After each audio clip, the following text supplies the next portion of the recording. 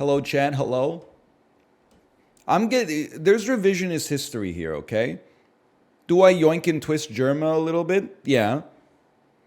But you can go, it's got to be January 2020.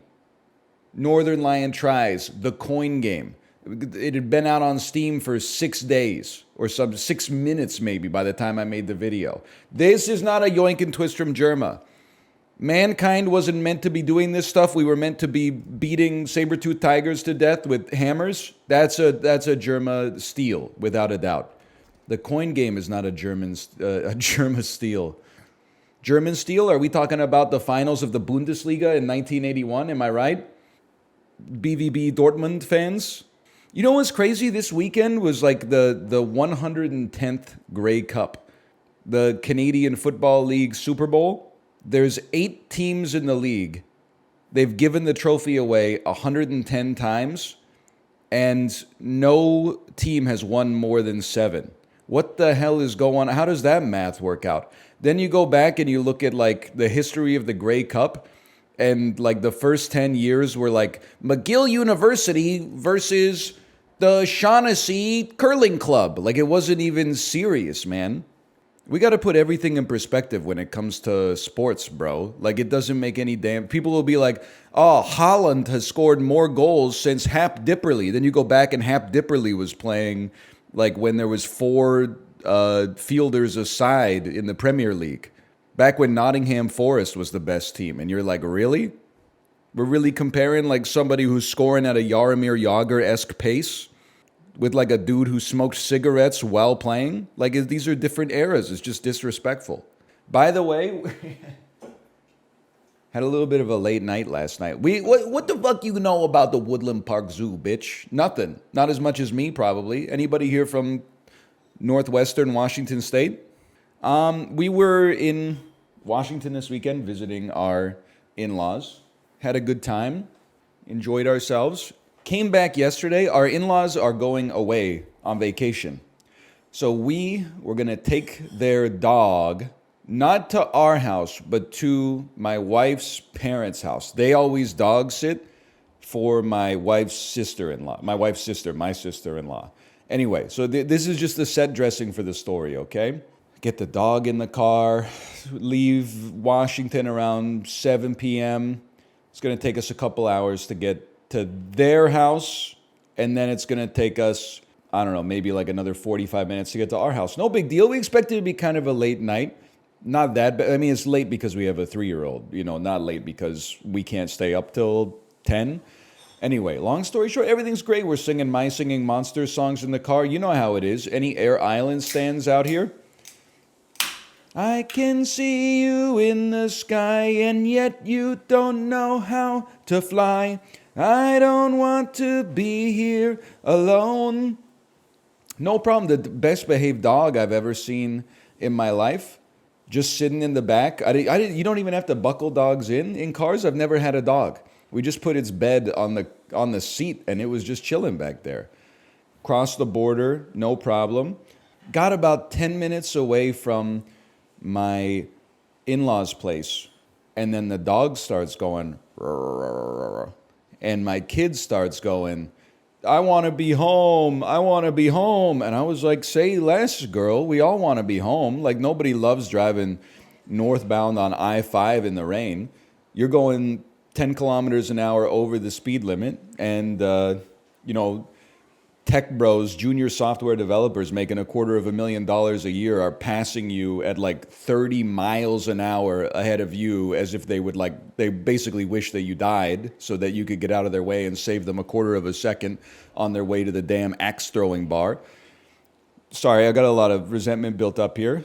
Regardless, I was like, we all want to be home. Don't worry, we'll be home. We're going as fast as we can. Well, not technically, but she doesn't need to know that. We get to our in-laws' place. We pull in. I'm like, see, we're at Halmani and Haraboji's house. We're almost home. And then I open the door, and she goes, bleh, bleh, bleh, bleh. And the dog runs out of the car, and the dog's going blep, blep, but not quite throwing up. Long story short, my daughter got car sick and threw up exactly as we got to her grandparents' house. So all things considered, it would have been better. It's better that she threw up right when we arrived instead of like 10 minutes early. My wife like banged on her parents' door. It was like, Mom, Dad, we gotta like bring paper towels, bring wet wipes, send the National Guard. So we got her all cleaned up. But that took like an extra half hour, 45 minutes. Then we finally got home. And then once you get home, you're like, it's already like 11.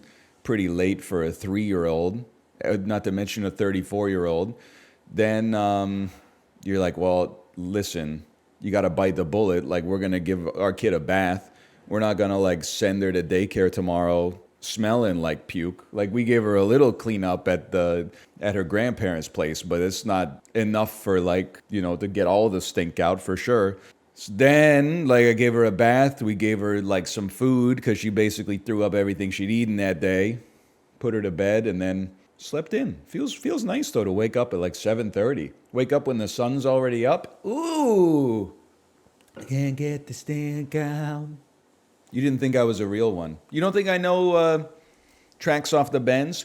It's been hanging around for days. Ding ding ding ding. Comes like a comet. Suck at you, but not your friend. You know what I'm talking about? Is Tom York from York? Sure. Tom York birthplace. Tom York birth chart. Yeah, that's what I wanted. You can't make this shit up, man. Tom York was born 7th October 1968 in Wellingborough, Northamptonshire. Oh, England. I was thinking we're going to go easy on England this week. We went a little hard on England last week, but really? Tom York, born 7 October 1968, Wellingborough, Northamptonshire. Come on, man. The Chivley clip, dude, I legitimately was embarrassing myself laughing about what Chivley said like 10 hours after it happened. Like after the stream ended, had my whole night, then I was making a snack before bed. Just in my head, I just hear, here's my impression of a group of British people playing pole mine. What the fuck you mean baked beans isn't number one? It's so good, man. Pull it up? You pull it up! You're the one who pulls it up. There it is, British Jackbox. Thank you, VIP Daniel. Thank you, Librarian, as well. Another sandwich. It's fucking soup. Average British group playing this game. What the fuck you mean baked beans is not number one, man? It's so good. For relevant context, the poll mine question was, which of these is the best side to have with the sandwich? French fries, chips, soup, coleslaw, another sandwich, salad, cookie, or baked beans? I think it's another sandwich. It's fucking soup. Average British group playing this game. What the fuck you mean baked beans is not number one, man? What do you mean? Oh, man, it gets me so good. It's just something about it, man. I guess it's like, whenever I say there's just something about it, what I mean is it's just funny. Bandle, released in 1995, 1.3 billion views. You know this is pure ass. A 90s song with 1.5 billion views, it's got to be pure ass.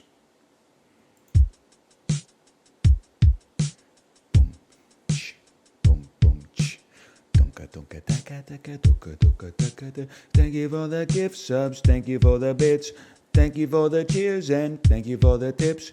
You are my subs, now give it a rest. See you in the on-band requests. Okay, I don't know. Based on the drums, I don't know immediately. Ooh, it's a square-ass wave. Okay, yeah. This is Gangster's Paradise by Coolio. So true. We got it in 2 today. That was dirty. That was a dirty-ass square beat, man. The MIDI cover of this is going to ruin it for sure.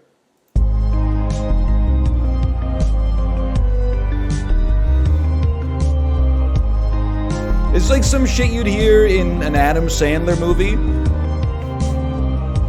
where Adam Sandler has to save like a church that's about to go out of business, and he's like, see, a problem is you're playing all these old hymns. Why don't you Granny, why don't you play some of this? And then she starts playing Gangster's Paradise, and all the people that were previously all like buttoned up in the pews stand up and they're like waving their arms, and you hear like the choir's like, even my mama thinks that my mind is gone. I've got, this is an Adam Sandler Saves the Church movie cover, without a doubt.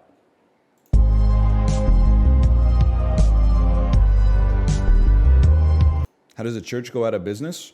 Well, listen, I don't know if you're from Wellingford, Northamptonshire, but if your church is like, they didn't buy their land in 1581 after the Magna fucking Carta came out, they still got to pay rent to somebody. Shit's expensive, man. My teeths! Then the shy kids start singing. So true. The kid who is like got bullied by all the cool kids in the choir starts to sing, and they have like the most beautiful soprano voice of all time. Or they're insane at rapping even though they're from Pennsylvania. +2, +2, +2, +2, +2. Philadelphia's in Pennsylvania. So true. Me on my first grade geography test. Yeah, we learned American geography in Canada. I don't really know why. The fucked up part is it's actually been way more useful for me than Canadian geography. Anyway, why the hell is PA catching strays? Because you're next to Ohio, okay? Know your place. I mean, we're next to Alberta here, so it's not like I'm trying to say we're completely innocent, but Ohio skibbity riz. You have the riz to remain skibbity. Any cap you spit may be held against you in a court of law on God. I'm begging you. 23-year-olds when a 34-year-old uses an 18-year-old slang. Please stop, it's so cringe. Are you crazy? I'm screaming YOLO in the lane swerving. Listen, I didn't really follow nor really care about the Sam Altman stuff. And I find like the people who live in Indiana sports posting about the moment-to-moment updates of what happened with OpenAI to be extremely cringe role-playing. But that all changed when I saw that I got home, I opened my phone, and it was like, hey, do you know the ex-Twitch CEO just got hired for as CEO for the company making Skynet? And I went, well, that's a piece of news I wouldn't have expected. That's like an AI-generated news headline. Ex-Twitch CEO hired to build the AI that may kill mankind.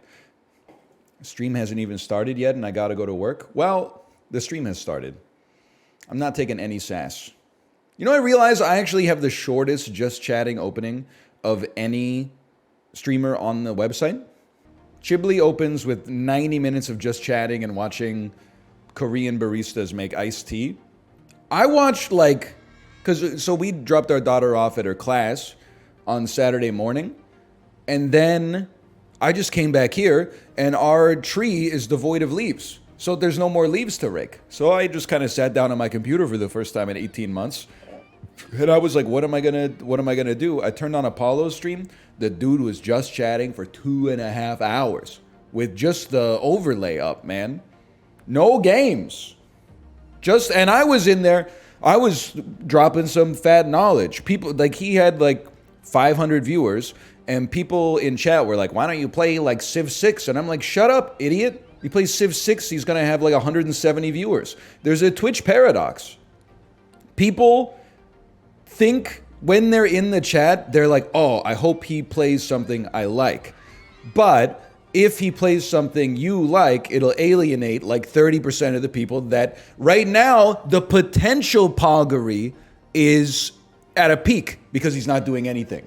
Which means, according to the Heisenberg uncertainty principle, Schrodinger's Pog, he's playing everything all at once. He could be playing PUBG. He could be playing Raid Shadow Legends. He could be playing Try Not to Come Goblin Sex Dungeon Edition that just came out on Steam, right? So this is, it gets the people pogging where they try to collapse the superposition and destroy Apollo by suggesting, hey, maybe go back and do another Terraria campaign for 900 hours. Do not do that. The secret to success on Twitch is not playing anything, but constantly stringing people on as if you're going to play something if you just get the perfect suggestion. Go check the analytics, okay? Like that one chick who never gets in the hot tub. I assure you, sir, I have no idea what you're talking about. You could not get me to type that with a gun to my head. Put your keyboard in the dishwasher. Now! We were visiting our nieces, like my in-laws, this weekend. She literally just turned 12 years old. Conversation turned to like how many ex-boyfriends my sister-in-law had, who is not 12 years old. She's 37, okay? Just a good-natured conversation. Everybody was poking fun. Then, you know, my niece is getting to that age where her parents were like, what about you? Do any boys have a crush on you at school? And then she started going in. She was like roasting a kid. Just like lighthearted 12-year-old way. But I swear to you, she blew my mind. She said, he's the biggest simp of all time. And I was like, I didn't know 12-year-olds were saying that. I'm not comfortable saying it. I kind of thought it was a bad word. But she dropped it like it was nothing. She's actually part of society now. Poor kid. What did you say? I just sat there looking at my phone because it wasn't any of my business. I don't think it's a good thing. Bro, she's literally 12. It doesn't matter. She's not... Oh, the iPad kids are ruining society. Bro, no, they're not. They're in, like, algebra class right now. Just relax. They haven't done anything yet. Anyway, we're playing the coin game. Let's see. They always had this one room. They got a second room now. They don't have a second room yet. They got gooey bears, sour treats, and jelly bits. I'm going to surprise you, by the way. You might be like, hey, NL, when was the last time? I'm not paying $1 for jelly bits. Like, you got to be out of your mind. I'm not getting into streamer discourse, but this is simply too expensive for me. I'm going to walk away. I don't care what jelly bits said. I don't care if they're going to call me a broke boy. That's their prerogative. It's part of the brand. When people are like, oh my God, $28 for cookies? It's 4 bags. That's $7 a bag. I know math is hard when you're an idiot, but like if you're a broke boy, just say so. Anyways. I'm not paying $1 for jelly bits. I'm exercising my capitalism rights and I'm walking away. Now, $1 for sour treats, wouldn't be caught dead doing that either. And $1 for gooey bears. If I'm going to be paying premium prices for a candy, spell it right, okay? There's no... I don't care if this is on daddy's credit card from thecoingame.com here. We're not doing it. But you might say, hey, NL, when was the last time you used one of these machines? Well, I'll tell you for free. The second last time I used one was probably in 2002. Exiting from the food basics and asking my mom for a quarter so I can get some jelly beans. Or like those fruit candies where the banana breaks your teeth. Now, the last time I used it was like 8 months ago. I got my tires changed from winter to summer or winter to all season. And they had one of these in the service center. And I had a quarter. And I said, you know what? It's the perfect time. And it kind of hit, honestly. Now, I'm from like a different era of arcades. When I was a kid, arcades still kind of existed. But they were for like video games, basically. They weren't for like Dave and Buster's style. You put in a quarter, you get some tickets, then you use your tickets to get a prize. And they both got their merits and they both got their demerits. Like on the bright side, when I was a kid, you put a quarter into an arcade machine and you actually got to play something that was like fun. But also, no matter how well you did in the Simpsons 6-screen co-op beat 'em up, like you never got anything to show for it. Your money was just gone. That being said, kind of depresses me anytime like we go to an arcade now and there's a 10-person lineup for the deal or no deal machine where you put in $1 and then like a random number gets generated and then like they sum up the total of the unrevealed prizes divided by 2 and go, would you like to accept 75 tickets? And the kids are like, no! And then they reveal like the 200 ticket prize and they're like, would you like to settle for 67 tickets? And they're like, no! Like it's just kind of like an adolescent casino. But anyway, we're gonna have some fun here. Let's get started. $5 for one play? Larry, are you fucking insane? This is crazy. First off, it's my birthday. Who am I, Victor Wembanyama? Like I'm the tallest kid at the birthday party. Or is it like I have no friends my own age from school, so this is like all my little cousins and stuff that are just seat filling? I don't know. What the hell am I doing? Holy first person perspective. And this rotates like a key. Yeah. I want this one right here. Then click the button. and stop right there. Oh, that's not even... Oh. All right. It's 1 hour of my father's labor gone. Yeah, we'll try again on this one for sure. We're going to beat every game in Larry's arcade, okay? We're going to clear this fucker out. Oh! Did I just have brain surgery or something? What did I get? Also, I got to get all those avatars off the side of the screen immediately. Is there a way to do that? It's really crazy what percentage of them are like anime avatars, right? Like, it's insane. It's actually like 40%. And that was, I'm not going to say it's a random sample because it was such a small sample size, but still. Can I say something about the United States of America, by the way? I'm not sure if I see this... I would love to say that I see this as positive, but I actually see this as negative, which I think is not going to be a controversial take. What is going on with grocery stores in suburban areas in the United States of America? We went to a little grocery store this weekend while we were in Washington called Fred Meyer. Walked in expecting food. They do have food, any food you could ever ask for. 9 varieties and flavors of any food you could ever ask for. Spoilers, it's all corn. Regardless, Fred Meyer also has an electronics section, like a Best Buy. It's also got an entire Toys R Us jammed inside of it. It's got like 7 aisles of toys, board games, kids' books. It's a furniture store. Like it basically has an IKEA shoved into the corner. It's a bank. It has a counter where you can pay your bills, cash checks, like do stuff like that, like check your credit and apply for credit cards. It has a jewelry store. It's got a Starbucks, okay? Don't even get me started. It's every store under the sun in a single store. It's like a Canadian Tire meets a grocery store, meets a furniture store, meets a toy store. Like, it's insane. Based? I see it as not based. Because Fred Meyer is not a guy. Fred Meyer is like a private equity company putting a smiling face on an Americana-esque sounding name, right? We used to have Fred Meyer, the owner of the local toy store, Fred Meyer, the owner of the local hardware store, Fred Meyer, the owner of the local grocery store. Did I say grocery store? You get the idea. Also, I was in the suburbs. I had to take my daughter to use the bathroom. No locks on the stalls in the men's bathroom in the suburbs. People really like getting an Uber out to the Fred Meyer to go shoot up in the bathroom. That doesn't. Oh, there's a timer.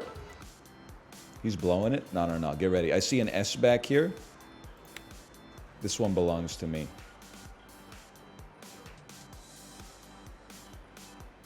Oh!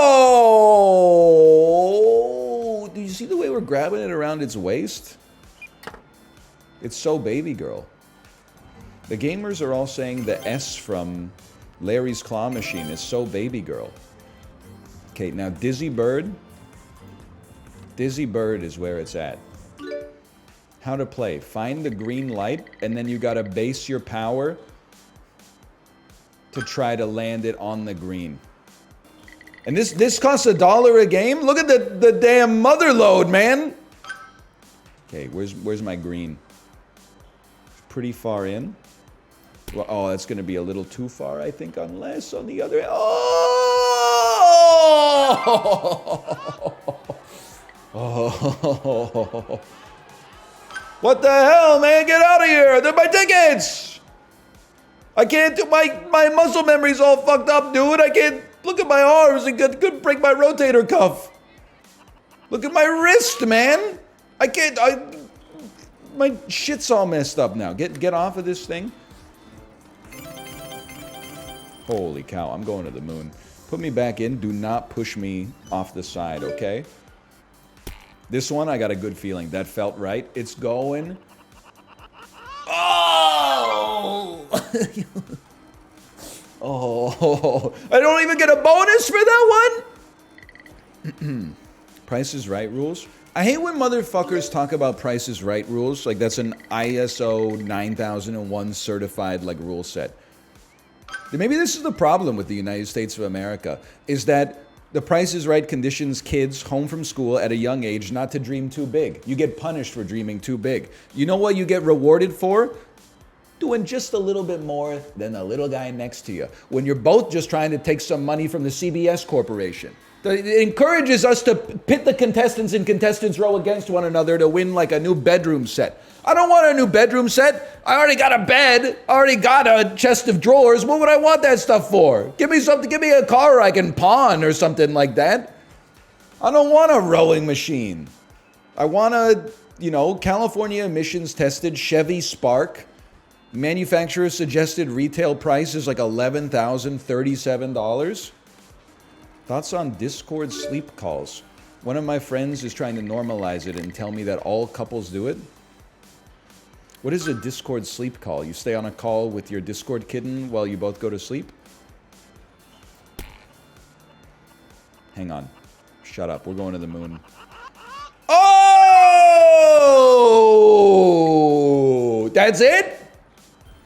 I used to do that on Xbox Live with my long-distance girlfriend. Your mom, when she checks the internet bill, open parentheses, you still pay by the minute. What the fuck? 3,600 minutes? Microsoft checking the Halo bill. So true. Sorry, we have to shut down Halo 3 servers. It's costing us too much money for the intimacy level of these couples. But you know what? Fuck them, bro. They got the cash. 40 points. That seems kind of bad. I love the sound. Don't worry, it's all luck. That's my kind of game. 15 tickets!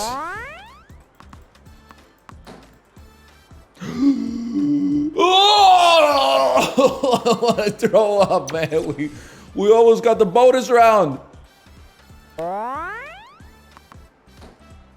sound of that ball is really satisfying. Oh! Question mark. Ooh, mystery mode. Try again. Absolutely. How could I not? 642 tickets. I'm gonna piss my pants on this thing. The machine's hot. Oh, 35 tickets. 15 tickets is a damn scam. Ken Griffin. Oh, bonus round. Bonus ball. Holy. Bonus ball. It's going off, man. Bonus ball. What the fuck? 3,187 tickets? The hell happened? It's still going. What's going on, dude? Holy, that was incredible. Cuckoo coins. Can't even figure out how to use the damn machine. Can't even figure out where the card goes. Drop coin with interact. This is actually a casino. Drop coin with interact, aim left, aim right.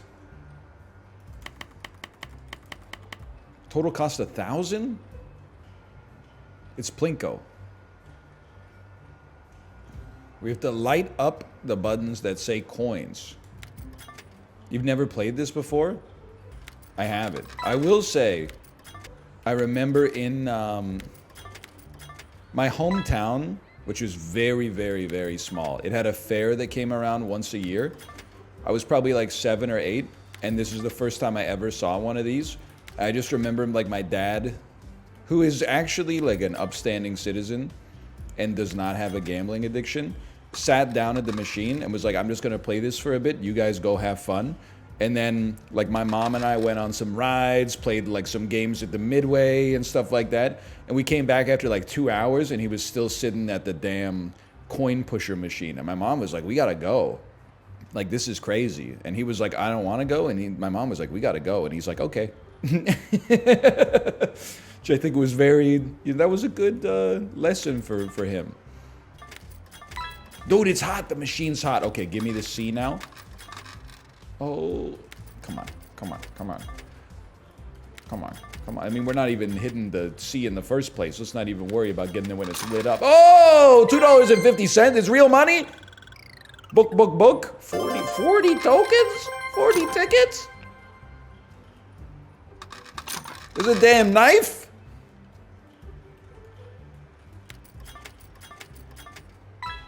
Good start.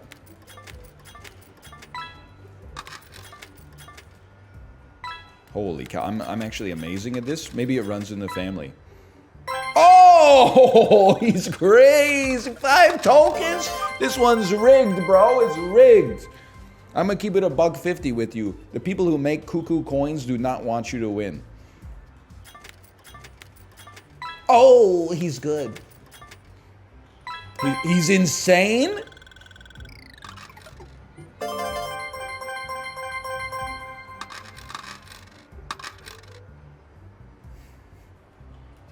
We could run this back for a couple hours. Okay, this is a big one. This is our last moment on this machine. 30 tokens. Honestly, you're a bunch of scammers. You should be ashamed of yourselves.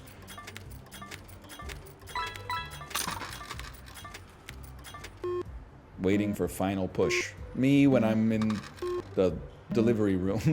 POV, I am an obstetrician.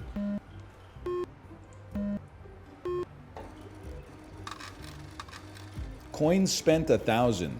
Tickets won 219. I'd have to say that that's a pretty bad ticket to coin ratio, personally. So every game is just a slot machine, huh? Big Bass wheeling. Come on, Sally. Full pull.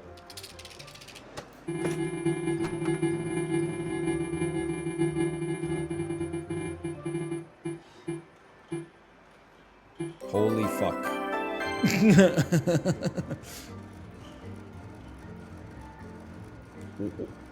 What? Coins spent 100. Tickets won 4. Ticket to coin ratio 0.04? What the hell? I won the jackpot, man! What happened? You have to be in the middle of the tile? In what cocked up universe does that make sense? The jackpot's only in the middle of the tile. Always, it's Price is Right rules. What?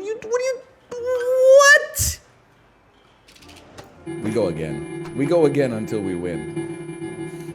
It is Dan's best game. That's so sad. Of course we're going again. By the way, on the subject of baldness, I had some banger tweets this weekend. Let me just say it, okay? What are some banger tweets? Well, one of them was just honest. I really need to find out. I need a Defunct Land style deep dive on the popularity of bikini baristas in the Pacific Northwest. Apparently it's not Washington only, but it's like Washington down to like Northern California. There are, you can look it up, bikini baristas. It makes no sense to me. It's like a Hooters, but for drive-through coffee. It's a place where you're horned up, but also under-caffeinated. Go look it up on Wikipedia. The controversy section is crazy. People going through the bikini barista line, like jerking off, paying the baristas to lick whipped cream off each other. Lady almost got kidnapped at a bikini barista stand. And they're all called, like, you know, premature cappuccino dilation. That doesn't really make any sense. You get the idea. I didn't want to out the ones that were close to where we were. The water fountain one was hilarious. Well, it's because my niece got like one of those 80-ounce Stanley cups for her birthday, and she was like, "This is the best gift I've ever gotten." And in my head, I was like, "We literally used to go to school with no fluids at all. This is like pre the proliferation of bottled water. We would eat like a bowl of cereal, go to gym class at 8:06 in the morning in May, and the gym teacher would be like, just run outside for an hour. You'd run out, you'd be like dying, sweating through your shirt, not using the shower afterwards or using deodorant, even though you're in the 9th grade and you smell like shit. And then it's like, okay, gym class is over in 5 minutes. Everybody come get a drink. And 30 kids line up at the water fountain and go, and that's it. You've lost like a liter of fluids out there, man. And if you ever took more than 2 seconds on the damn nozzle, some kid kicked you in the fucking spine. You're like, your body is screaming for fluids. The kid behind you is like, 1, 2.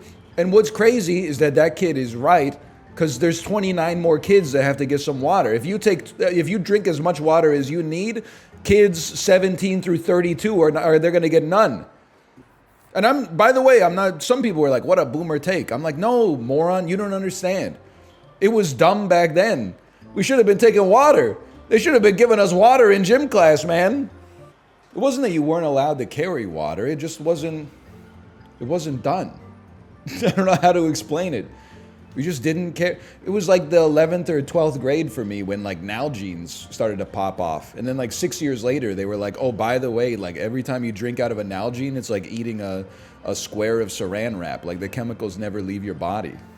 Maybe you had like a juice box or a can of Nestea in your lunchbox or something, but... Wait, I use Nalgene? They got the forever chemicals that we know of out of them after like the first few batches. Yeah, I don't eat any microplastics that I know of. That Stanley Cup Fire one got me good though. It was on a fire yesterday. It still has ice in it. Hey Danielle, my name is Terrence Riley. I'm the president of Stanley. And we've all seen your video. Wow, what an ordeal. And we're all really glad you're safe. Thanks for sharing the video because, wow, it really shows how our Stanleys are built for life. Because what it went through with you, I couldn't think of a better example of our product's quality.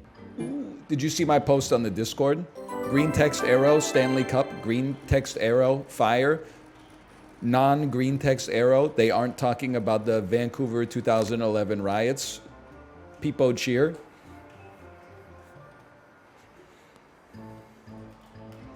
People have almost forgotten.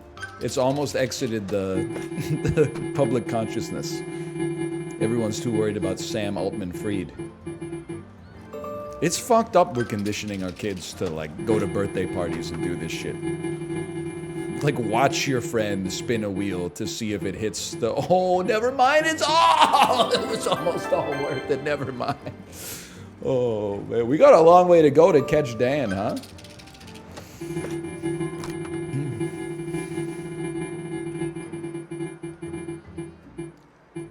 Or do we? Oh! Sorry, Danny boy, sorry. Yeah, I know, I'm goated. I'm goated. Get away from my tickets, you rats. Hang on, let's run it back, one more. That's what we're looking for. I just want to see the leaderboards. These kids crowding around me. Bro, can you buy me a whistle? I'm insane, I'm goated. Where's the leaderboard, bro? Bro, they don't show the leaderboard when you get a good spin. I gotta have a shit spin so I can get the screenshot to flex on Dan in the thumbnail. But I'm too good. They won't let me. Okay, that's better. That's better. L key. You have to hit it. What the fuck? The hell are you talking about? I literally just won 1,000 tickets. People need to learn how to enjoy things that are ass again. I might be an insane person. I know I've been talking about 90s maxing a lot, which is a sentence that a normal person would not say. But I think I feel like I'm on the vanguard of like being a digital Amish person. What do I mean by that? All I mean is I'm so unconcerned uninterested at this point in my life with getting like the world's greatest anything. I get that, like, I'm not saying it's necessarily a young person's pursuit, but Vancouver is not the best city in the world necessarily, but it's got some great food. New place opens up. Oh, it's the best soup dumplings that's ever existed. Oh, try this new place. It's got the best flat white in the Pacific Northwest. Oh, this place has like incredible coffee. The ramen here is like out of control. And it's true, there's some great places you go eat at them and you're like, wow, this is really good. But at the end of the day, what's really good? It's like 17% better than average, right? Kind of hit like a food ceiling. So now I'm like, I'm mid-maxing. I'm going to restaurants in strip malls and being like, wow, this chicken teriyaki is better than I expected. Now, does it hit the same way that the best chicken teriyaki in the Pacific Northwest does? No, but it means my ass doesn't have to reckon with the Richmond strip mall parking lot to get it. I could just take the damn SkyTrain to, Crystal Mall or something like that. I could just go to the damn restaurant that's 2 blocks away. I could just walk there. I could take my bike there or something like that. I don't need to make like a reservation 18 weeks in advance and then go, book off my whole schedule. Just be like, bro, come on. Can I give me sushi combo A, okay? That's most of us? No, I invented it. Or at least I'm bringing it back. Bro thinks he invented living. Dude, can I give a shout out though? To a restaurant. You ever find yourself in Mill Creek, Washington, and you're up early in the morning? Take your ass to the Sawmill Cafe for breakfast. Ooh, good old-fashioned American diner.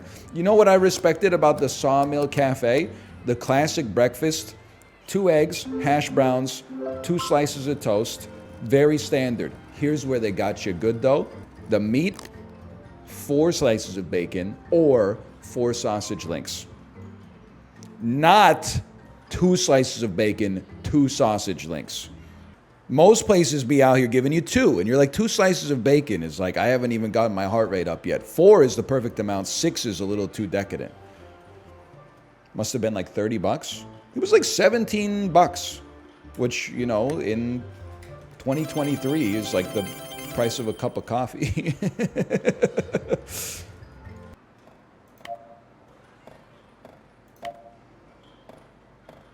Eat this Wemby.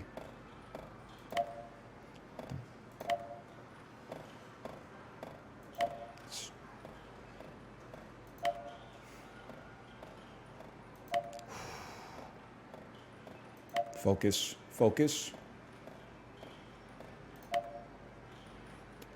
We go for the major prize.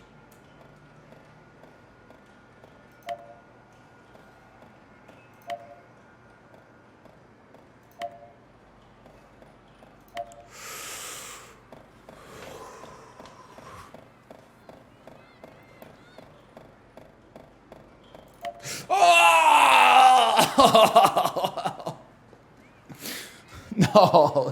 No.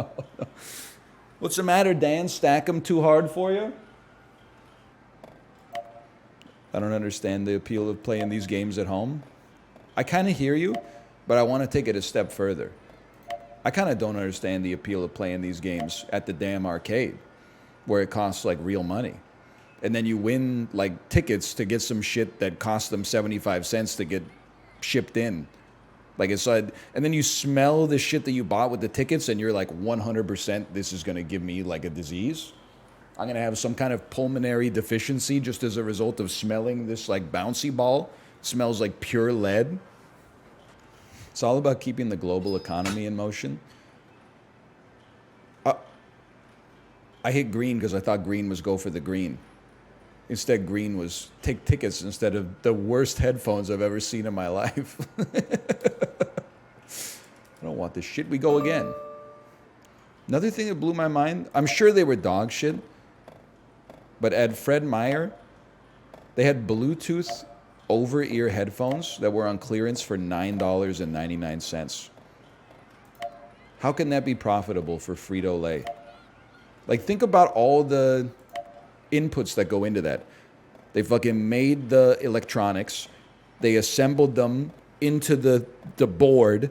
They put the actual like headphone shit on the assembled electronics. They put it inside a box. They paid someone to like design the label. They put it on a cargo ship, shipped it across the Pacific Ocean.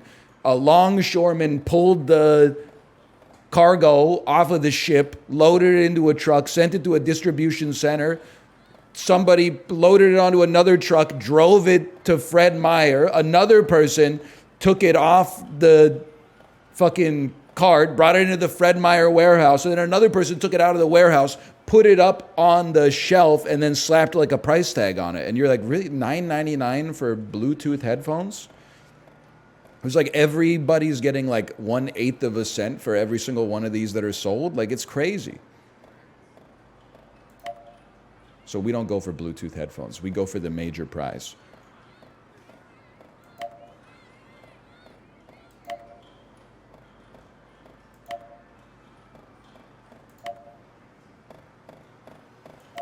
Fuck you. Fuck you. Z. Oh, win. Gone and done it again, y'all. Well, basically cleared this bitch out. Call me Danny Ocean. Don't stop till you're numb. Oh, I'm gonna fucking call. Oh, man. Holy. Beautiful. Oh, you know, I forgot I didn't play Dunko. Collect all 5 Dunko cards to win prize. Sure. 1 play equals 20 plays? Who the fuck did that math? The Bounty Paper Towel Corporation? Oh, this looks familiar.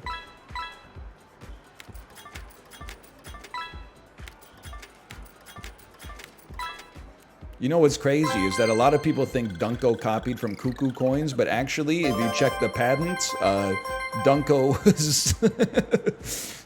was actually first by 6 months. Robo wants a dunk. So true. I saw that.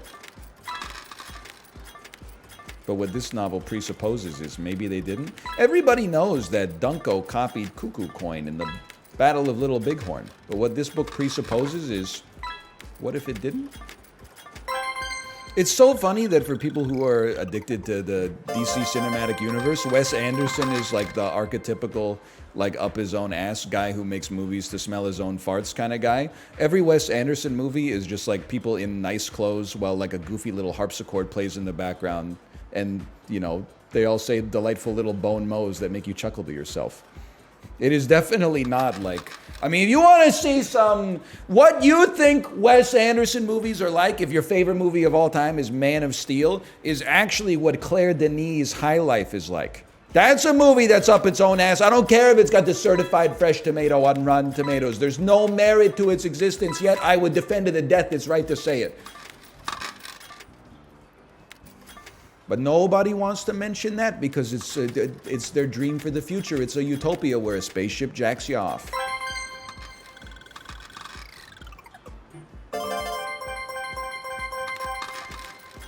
Bro, you're never going to get your Dunko cards? Hang on. Well, the problem is, how am I supposed to get a black Dunko card? I don't think I got the credit score to support that kind of limit. What about The Lobster? Great movie. What about The Lobster? I understand people that can't get into Yorgos Lanthimos films, because people do all talk very idiosyncratically in the films. The dialogue is deliberately very stunted. That being said, I vibe with it. 500 credits! 500 credits! Winnings. So true. The chilling of a sacred beer. Me when I wrap a McClay's lager and a James Reddy 5.5 in a wet paper towel and then put them in the freezer in college. Me when my 7 engineering roommates, who are all like certifiable geniuses in their own right, use all of their engineering know-how to create a new way to cool beer down 10% faster. Spoilers, you chill it in a bowl of ice water, or salted ice water, because salting lowers the freezing point of water so it can get even colder. Holy cow, it was dark when I came in. Your watch has a map. I think I gotta get a new Apple Watch, bro. What are your thoughts on Ridley Scott basically telling movie critics to touch grass? Ridley Scott has made like a lot of not great movies and some pretty good ones in his old age. Like, the motherfucker's 84 years old. That being said, I respect his right to cyberbully anyone involved in the movie business. They were like, what are your thoughts on Killers of the Flower Moon? And Ridley Scott was like, I'm going to keep it $150 with you. I've made 4 movies in my 80s, and Martin Scorsese's made 1. Of course his movies are better than mine. I was like, all right, Ridley. He's kind of spitting. Jeez. Stan owes Doggy Bones World Headquarters. No thank you. Ah! Hey, I'm dead. Jerry's gas and go? No, I think we're chilling. This thing's electric. Relax. Relax, buddy. You're not that guy, okay? r/fuck cars mods. When a school bus runs over a perfectly innocent kid on his birthday. Spoilers, he is slowing down the bus by 0.017 seconds. Let's see what kind of games they got in this. Please don't just be cuckoo coins again. Pick your treasure. Donnie Darko at the therapist. Me personally, I'll pick 5,000. Donnie Darko at the therapist. I got some new arcade games. Are they new arcade games or is it just variations on Dunko again? It's just variations on Dunko again. Okay, so I'm the best to ever do it.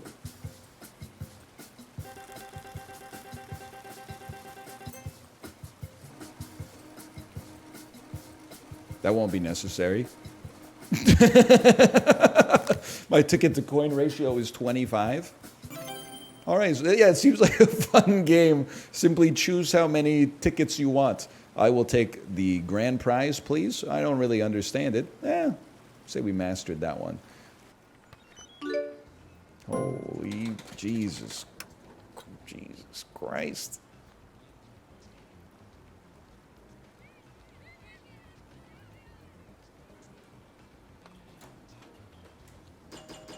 Nah, that's all right. Combo craze. $2 per play. Click to start. Oh, dude, this is actually new Twitch hotness. You can already hear Apollo. He's 15 seconds into the game. The secret is you got to click on the edge of the circle. That way you get even more cycles with which to get a high score. Dude, this is the next Chibli game. Chibli, are you here? Shut the fuck up. Oh, I told you to shut the fuck up, dude. We're going to win this. I am making a birdhouse.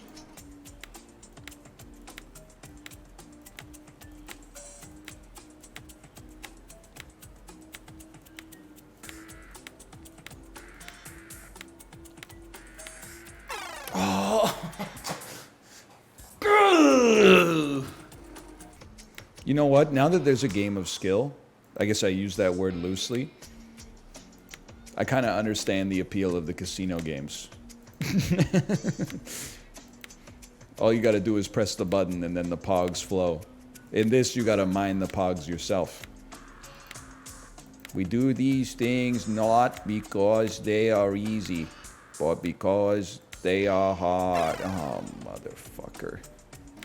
This is actually going to be our professions in the Emmett Shear era of OpenAI.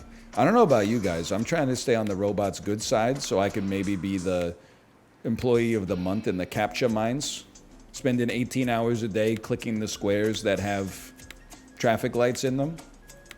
And then all like the human beings try to unionize. And I'm like, bro, come on. I'd like, unions make sense, but like not for us, man. Not for us. Like, the robots treat us pretty good here. We get our glucose slurry for free. We don't even have to bring our own glucose slurry from home. They've got sparkling water on tap, LaCroix in the fridge. Come on, man. Lots of places don't have this. If we unionize, they're going to take away the glucose slurry. I can't go back to ham sandwiches. Motherfucker. I'm going to get this, man. I'm going to get it. When do you put up and take down your Christmas tree? Shut up. I'm playing combo craze. I got a lineup of like 8 kids behind me. They're saying, that looks easy, let me try. I say, no, fuck you. I got the Amex in the coin slot, okay? You put your quarter on the counter. You take over when I'm done. Chibli, I actually have a 10 out of 10 content idea for you, okay? I don't know if you're here. Someone clip this and send it to Chibli. It's a combo craze speedrun, okay? It's perfectly encapsulated Chibli content. You spawn in on birthday mode, run out the exit of the first arcade, get in the golf cart, drive to the pirate arcade, rush to combo craze, and get a 50 spot as fast as possible. We're going to get there. Calm down. We're going to get there. It's not like the other games are any better. You know, this is the best. This is why we're spending the time on it. It's the best game they got. Beats the shit out of Big Bass Slot Machine.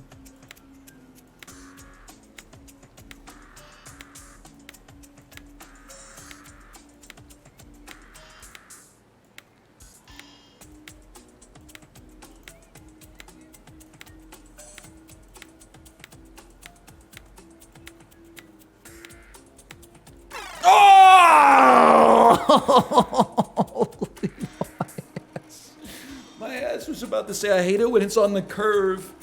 Bro, you're 34. It's a circle. The whole thing is a curve.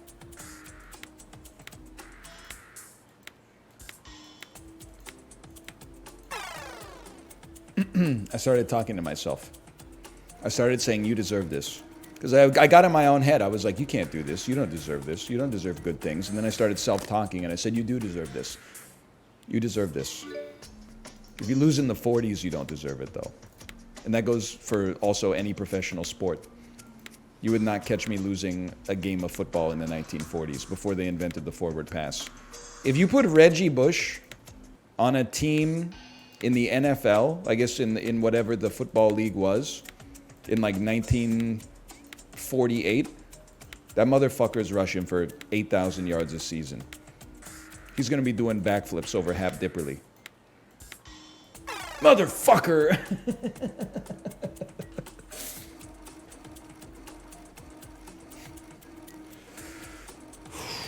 Stop talking under 25? I'm just saying, bro, if you put Marshawn Lynch on the Canton Cruisers in 1907, I mean, that dude's setting some records that will not be beat. Let me put it that way. And if you put Hap Dipperly on the Kansas City Chiefs, that dude is getting a nuclear form of head injury that has never been seen before. He'll be very thankful for modern medicine. Little bro's getting lit up.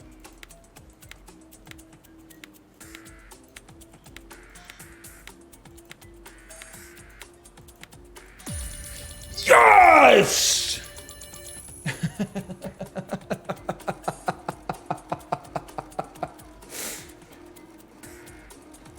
Holy, get away from me! I don't want you to see me like this. Get away from me. It's so funny to think of like a football player from 1930 being like teleported to the modern day and just getting lit up by like a 317-pound linebacker who can run like 2-second 40-yard dash. And then the dude, after he tackles him and breaks like 8 of his ribs, gets up and like flaps his wings like a bird or something like that. I think that guy would go home and retire immediately. He's used to like, I got you! Please stop moving! Well, good tackle, sir. A fine tackle to you as well. Dude will get ripped in half like that kid in Not Another Teen Movie. 80s dads be like, hey, slugger, you're enjoying Mega Man X? Yeah, I used to play video games. You ever hear of a little game called Space Invaders? Take you to the damn arcade, bore you out of your skull? It's a classic. Yeah, I don't know. I didn't really like Centipede, but something about Space Invaders really hit. Take me back to the casino. This shit's garbage. What are we doing here? Oh, I see. I see. That's going to dump me. Oh, it's not going to dump me in the hole. Okay, what? Okay, I see. I don't want to get it into the long one. The long one will dump me into the hole. I understand this now. It's just physics, man. Bonus, spin me. Oh!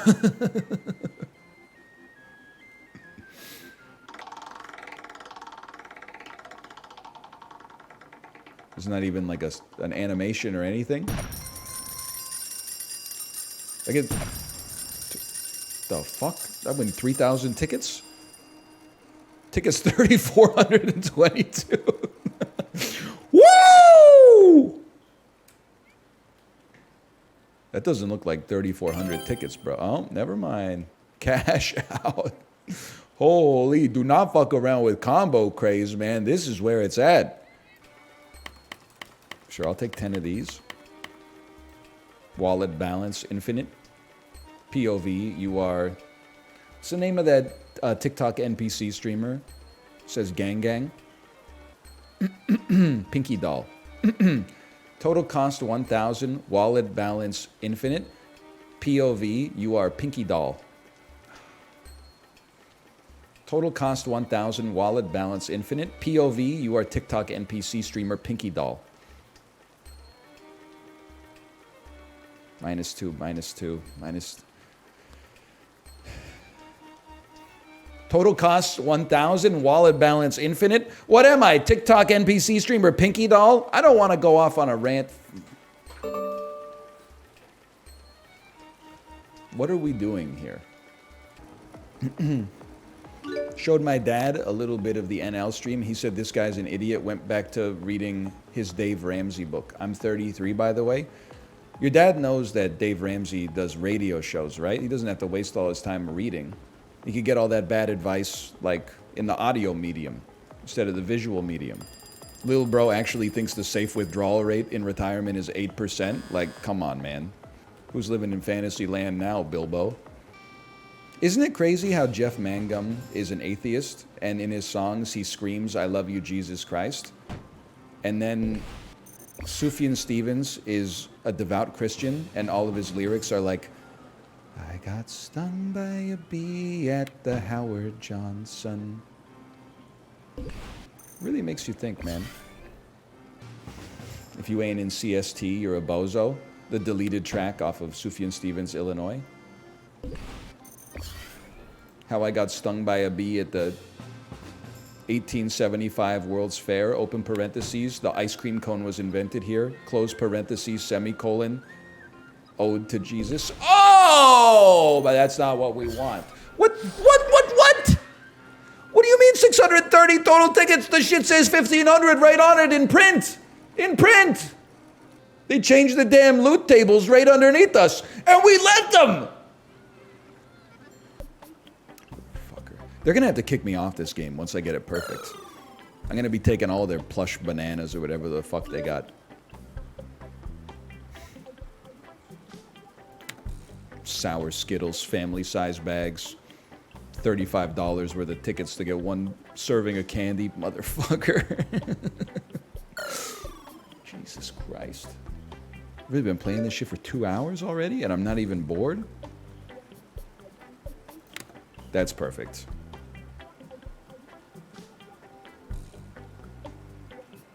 Oh, that's gotta be it, man. What? Are you kidding me? What's the turbidity on this thing?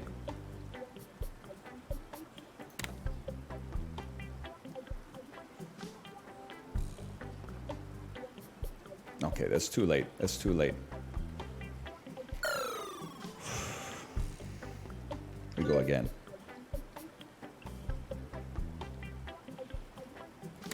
That's perfect. Oh, if that's not it. Okay, thank God. Yeah, this thing's printing, man. This thing's printing. 20.67 ticket ratio. Did that say 20.67 ticket ratio? We go again. You ready for this? Wait for the frames. We're going to the moon.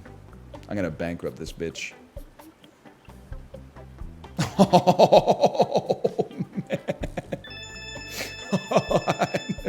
Get me out of here. Get me out of here. Billy's on to me, bro.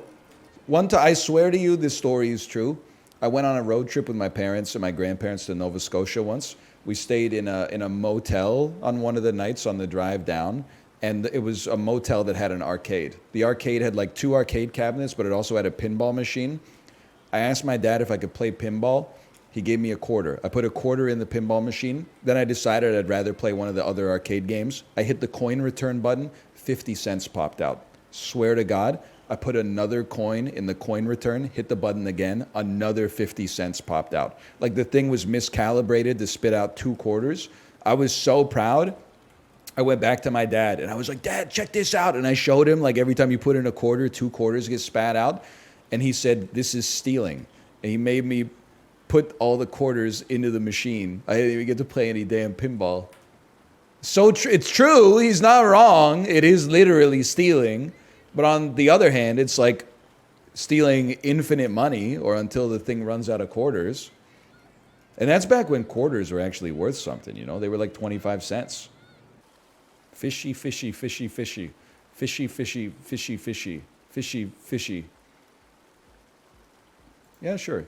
Take my credit card. This seems like a kind of thing that I should put my credit card into. 72-year-olds be like, this seems like the kind of website I should put my banking info into. Oh, man. Oh, it's sad. It's sad. We got a lot to reckon with as society gets older in an increasingly fast-changing internet age. Skeet shoot. Now, this is something I've got a little practice with. 50 shots equals $2.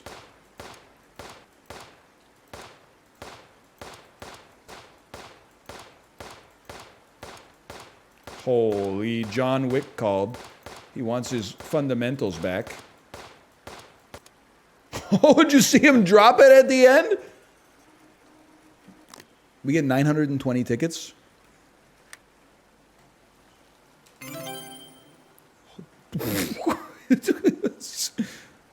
Put me back, bro. Ready?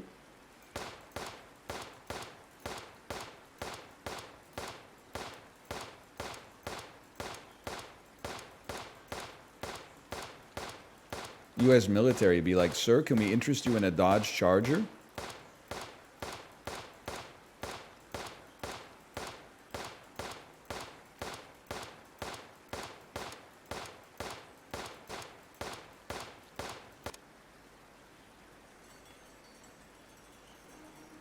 $1,040 tickets.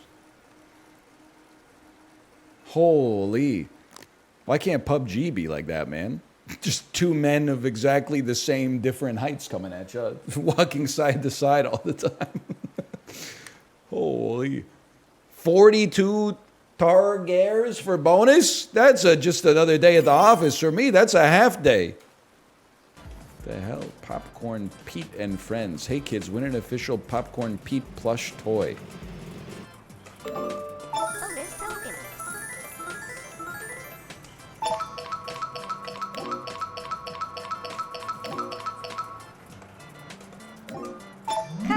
What the fuck are we doing here, bro?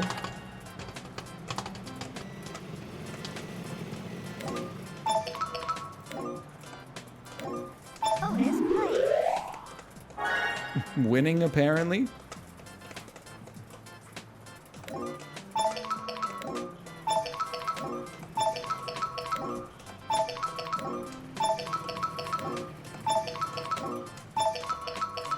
What is happening and why is my brain so comfortable right now?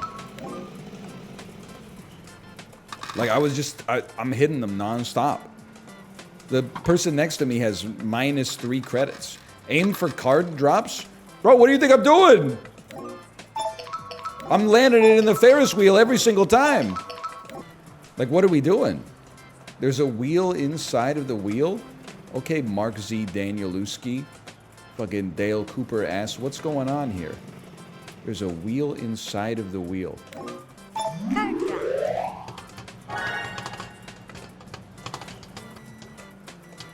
This shit is insanity, bro. So you're telling me, what is this, like safe cracking? I gotta line up like 25 different things to get a desirable result? The light has to be in the perfect spot, and I have to slot the coin through the Ferris wheel at the perfect spot. This is crazy, man. Just keep hitting the Ferris wheel. Okay, understood. You put $10 into this machine? I'm gonna get my damn money's worth. Plus, I keep winning free plays.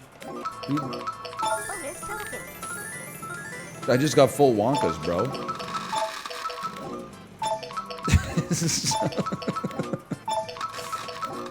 I don't know what's happening. What the hell? The power went out, man. They'll do anything to stop me. They hate to see a kid on his birthday winning. I got 56 more coins. Come on.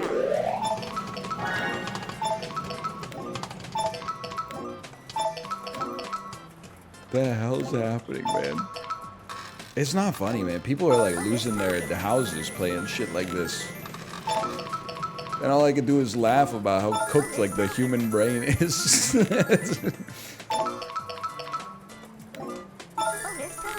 Like what would win? Like 35 million years of mammalian cognitive evolution? Or a machine that goes bonus tokens, bonus tokens. Yeah, I don't know. The machine under me's got some kind of like stack underflow going on. And I love that for them. Because honestly, fuck the Popcorn Pete Corporation. It's just a bunch of snakes anyway. They're not your friends. Can't even watch like an NHL broadcast these days. It's always like, here's the Popcorn Pete like parlay of the day.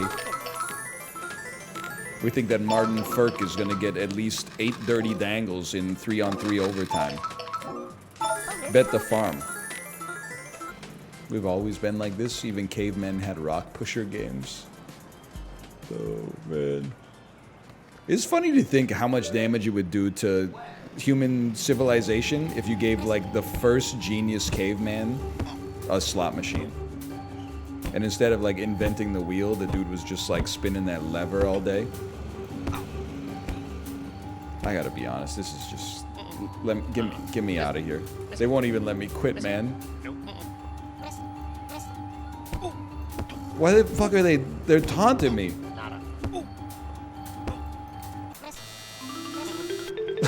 Let me out. You know what? Maybe you're right. Maybe today's the day to bite the bullet and play a sex game. Let's see the #1 sex game on Steam today. An arcade full of cats, free! Journey through gaming's history, time and space while searching for adorable feline companions in an arcade full of cats, the ultimate pet-em-up hidden object game. Sorry. That's not gonna happen. Yohane the Parhelion, blaze in the deep blue. Udonga in interspecies cave. Sorry. You know what Kate and I were talking about when we were at the zoo? I'm saying this out of curiosity towards the furry community, not from a place of judgment. You see a lot of dog/cat/wolf/fox-based furries. You don't seem to see a lot of, like, ape furries. And the way I thought that it kind of went down, and correct me if this is ignorant, okay? But I kind of thought that it was like when you were a kid and your brain's still forming, you watch like a Disney movie that has like a hot ass animal in it, like Robin Hood the fox or like Nala the lion or something like that, and your brain, like all your neurons activate and you're like, whoa, and then like it just kind of like grows in that direction further throughout life. But then when I'm like, there's lots of hottie like anthropomorphic apes in the media world, bro. Baloo from the Jungle Book, I guess he's a bear now that I think about it. I'm thinking of King Louie, he's like an orangutan. King Kong, Helena Bonham Carter in the ape costume from Planet of the Apes, the ape from George of the Jungle. It's crazy there's relatively few primate focused furries. It's got to be like 85% dogs or wolves. Tell me that's false. And then there's like maybe 10% foxes. It seems like cats are kind of underrepresented given their popularity in the real world, though. You're right, dragons, lots of dragons, and then like iguanas. Those are scalies. Look, they're all, furry is the term for the kingdom, okay? I'm not drawing delineations like out of disrespect. You think there'd be more rabbits? It's true, Lola Bunny, Jessica Rabbit. But I think the way that it works with like Lola Bunny is that non-furry individuals are like, I want to fuck that rabbit. They don't want to be a rabbit. They're like, I would fuck that rabbit. They made the rabbit so hot that you didn't even have to be a furry in order to want to have sex with it. But then like the foxes from Disney's Robin Hood, I think you could be like, whoa, that's a beautiful fox. But something's got to, you know, like trigger inside of you to be like, I want to spend the rest of my life with them. You also know that it's the weirdest fuckers in chat that are like, why is the stream so cursed today? It's the dudes working at Ernst & Young that are like, yo, he's spitting right now. And it's the 37-year-old guy with like 15 grand spent in Honkai Star Rail that's like, the stream's a little unhinged today. He got my ass. Oh, let's play some sap. We'll get some momentum. We got nothing else to do. People said the weekly's kind of good this week. Let's do it. Why not? We played 3 hours of the coin game. Title makes no sense for sap. Motherfucker, you're in the theater watching the movie right now. You're like Martin Scorsese. I didn't see a flower or a moon in that picture. Yeah, bro. Just focus on the fact that Robert De Niro looks like a fucked up owl, okay? You ever order from like a Chinese restaurant on DoorDash? The pictures do not look like what you get when the food arrives. And yet it tastes amazing all the same, okay? You got nothing to worry about. Shit's called beef with broccoli. It shows up, it's like 80% baby corn. And you're like, what the hell did I order? Then you eat it and you're like, this is delicious. Spoilers, is MSG. It's always MSG. And that's why we love it, don't we, people? AI-ass conversation. 38-year-old software engineer who still says my sweet summer child. Twitter's debating whether Emmett Shear is a better CEO than Sam Altman, and I just can't with this hell site today. Me hearing Emmett Shear and having PTSD so bad I black out for a second. I hauve COVID. Sorry. The bits just keep getting more insular and insular. It's like a piece of paper has been folded 7 times. How'd you like the entertainment ride? Jay, thank you for saving me from myself.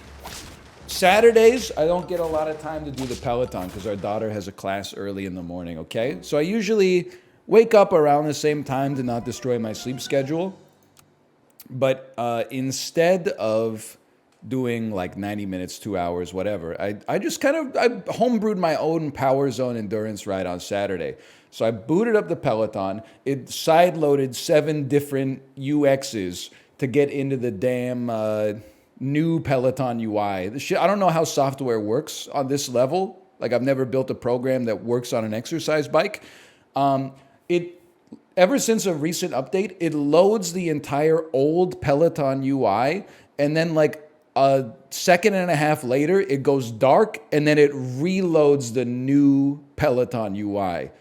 I've noticed that as well. It's giving me serious Bluehole vibes. Like they're rendering all of the water on Aerogel, even the water that's under the island, so your frame rate is capped at like 6 FPS. It's like they're loading the new UI on top of the old one. Anyway, I said, you know what? Let's just homebrew. Let's try out this new entertainment feature.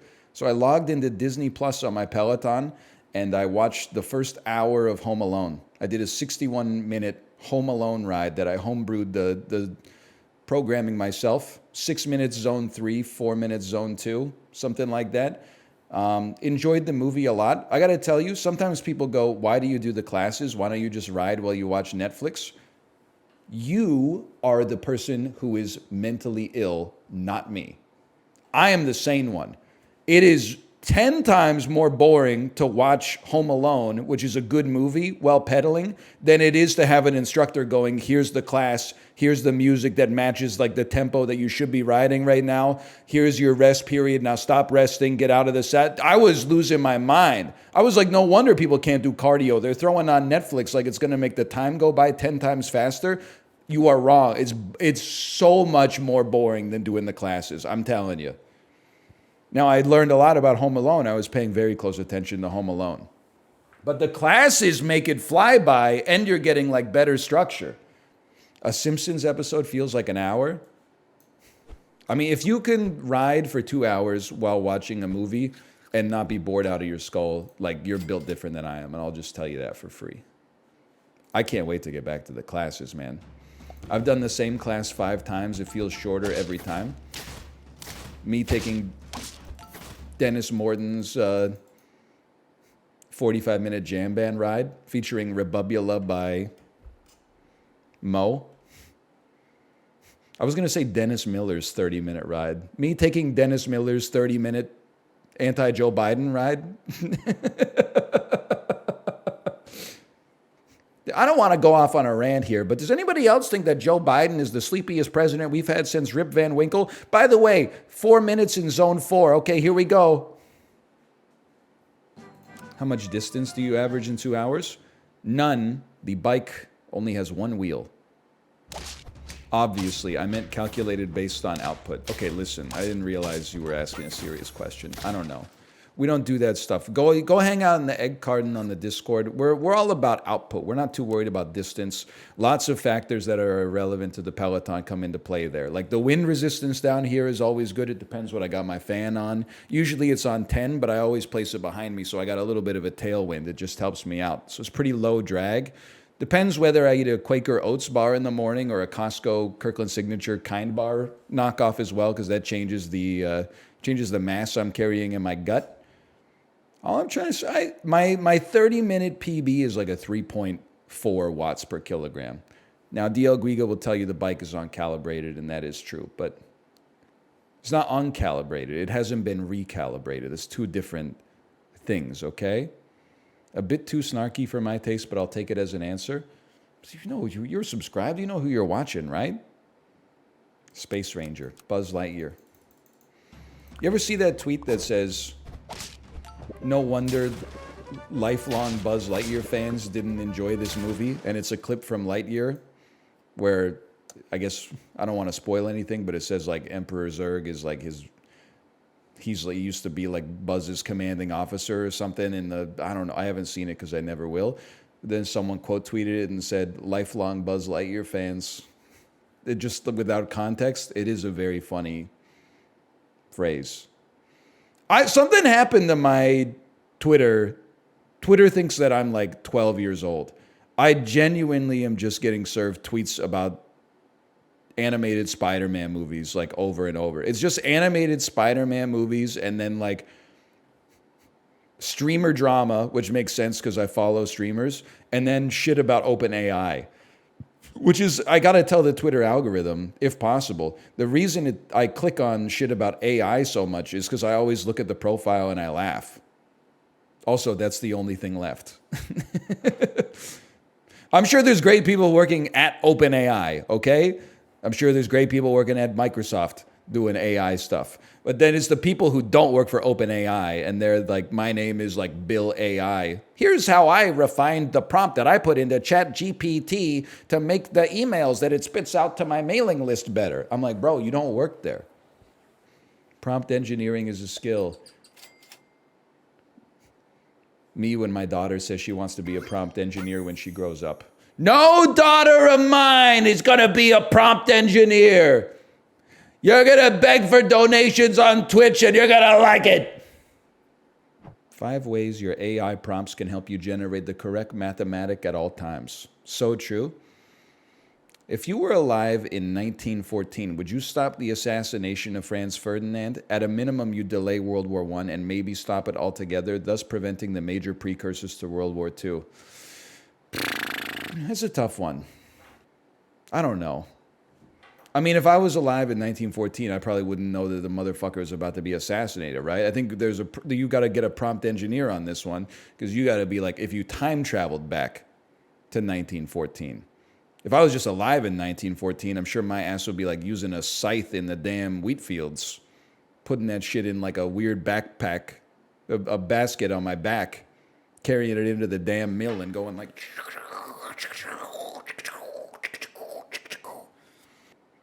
Didn't World War I kind of, listen, I understand the knock-on effect and the alliances and the dominoes and the stuff like that, but wasn't the spirit of the start of World War I basically that Kaiser Wilhelm II was getting bullied by his cousins who happened to be the heads of state of every other European country, and he said, fuck that, we ball? Pretty much. Like, obviously that's not what it was, but if we like distill it down to brass tacks, isn't it that he had a little Napoleon syndrome going on? He didn't pay Queen Victoria the phantom tax. That's unforgivable, bro. I'm just gonna go ahead and say it. If you still play SAP, you're basically like a nerd. You're a bigger nerd than I am. And I own a pocket protector. +2. Get him. You fucking nerds. Anybody who beats me in this game is a nerd. Anybody who loses to me is even worse than a nerd. They have all the qualities of a nerd except for intelligence. I'm the only true king. Give me your credit card number. Top 3 qualities of being a nerd. Well, I think first, in order to be intellectually honest, we have to come to a consensus about what a nerd is, because it's tough. There's nerds, there's geeks, there's dweebs. I feel like a dweeb is like a normal, forgive the sexism, a normal man with no backbone or confidence. It's like a dweeb is like if your younger brother was getting beaten up at school, if you were a dweeb, you would see it and you would look the other way. You would be like, oh, I don't want them to beat me up too. A nerd or a geek would step in and probably get their ass beat. Now, the difference between a dork is another one. A dork is like a relatively normal guy who tells dad jokes even though he's not a dad. A dork isn't afraid to say something that is corny. It's a self-aware, corny nerd. Now, nerd and geek are two different things, and I think that we've gone in the opposite direction that I would have expected. I would have thought that nerd was more of a pejorative when I was in school, and geek was almost like admirant. But now, when I think of a geek, I think of someone who is like wears like a Game of Thrones graphic T-shirt and like is 47 years old and goes to see the 7th Ghostbusters reboot opening night and like has like a Transformers bumper sticker on the back of their car. And a nerd is someone who has dedicated their life to their special interest, whether that's like comic books or electrical engineering or some kind of like edge case astrophysics problem. And they're like a nerd because it's what has consumed their entire personal and professional life, but it's almost, you know, they found their Great Gatsby green light and they're running to it. I respect that. And a geek is like, you know, I don't know. I mean, we're all just trying to get through this crazy life together. I'm not trying to rain a shitstorm down on anybody. I'm just feel like a geek is kind of like, hey, did you see the Marvels yet? And I'm like, no, brother, I'm never gonna. It's not gonna happen. I'll start watching them again when they start making them good. Snoop Dogg certified smokeless. The best part of the Snoop Dogg I'm giving up smoke tweet being an ad, which is very predictable, is that Meek Mill quote tweet where it said like, fuck it, I'm a follow in Snoop's footsteps. My doctor said my lungs are all fucked up from all the smoke and the weed these days is like too nuclear. It's fucking with my mental. And then 2 days later, Snoop Dogg announced that it was for like a smokeless fire pit piece of patio furniture.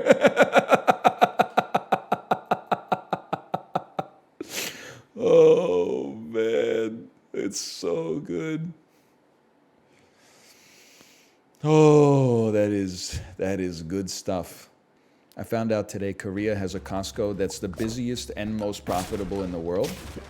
They go crazy for Costco in South Korea, man. We're cooked again. This is not even close. The population density, I think, makes perfect sense. There's not a chance. Bro, do you know, like, more people live in Seoul than, like, the entirety of the American Midwest. Don't fact check that. But there are like 20 million people in the metropolitan area, okay?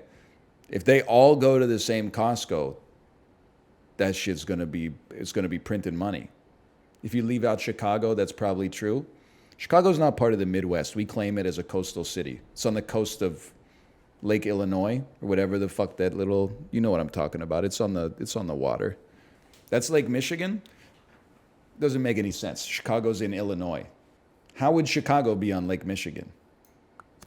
Chicago's more important than Michigan. They should call it Lake Chicago. It just is. Well, all right then. I'm in Chicago. I reject the Midwest. New York, Los Angeles, Chicago. Coastal cities. Sorry, not part of the Midwest. Green Bay, part of the Midwest, no doubt about it. St. Louis, Kansas City, without a doubt. Houston is coastal? No. Sorry, Houston is part of the South. Houston's not even part of the South. Houston is part of Texas, which is an exclave from the American South. You got your American regionalisms all mixed up, okay? Why was Blake Shelton voted sexiest man alive? First off, you don't know what you're talking about. I was at Fred Meyer this weekend. Patrick Dempsey just won sexiest man alive, okay? So, like, if you're going to come at me with some misinformation, be ready to be fact-checked because we do our research here. Secondarily, who? Patrick Dempsey? McDreamy from Grey's Anatomy? Thank you. Secondly, if Blake Shelton won sexiest man alive, how would that be? Brother, when was the last time you saw a person in our demographic by People magazine? People magazine. That shit is not Time. That's not Life. That ain't The Economist or National Geographic. That's People magazine. They still have magazines. Us Weekly. I remember it ruined my life when I figured out, because my mom would always watch like Entertainment Tonight and they would cite like Us Weekly. I thought it was a serious publication. I thought it was like the New York Times or the Chicago Tribune. Grow up, look at it at a grocery store. It's like, scandal. Here's some shit that didn't happen. Dalai Lama cocaine problem? And you're like, that shit's not real. Us Weekly, what are you doing? It's not a serious publication. Chris Pratt's tips to stay hydrated this holiday season.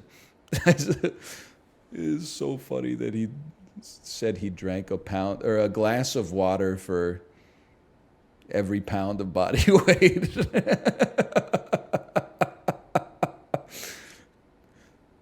Chris Pratt waking up an hour late and realizing he has to drink one glass of water every 36 seconds to hit his macros for the day.